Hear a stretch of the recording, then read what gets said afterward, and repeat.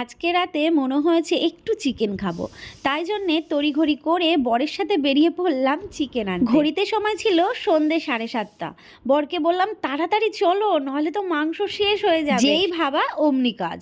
এসে দেখি দাদা দোকানপাট গুছিয়ে বাড়ি অনেক জায়গা দেখেও মাংস আর আজকে আমার ভাগ্যে জুটলো না। বর বলল যে এসছি যখন একটু সবজি বাজার করে নিয়ে যায়, তাই আর কি হবে, মনের দুঃখে পেঁয়াজ বাছতে শুরু করলাম আর নিয়ে নিলাম অনেকগুলো সবজি, কারণ সবজি বাজার করলে আমার মনটা একদম ফ্রেশ হয়ে যায়।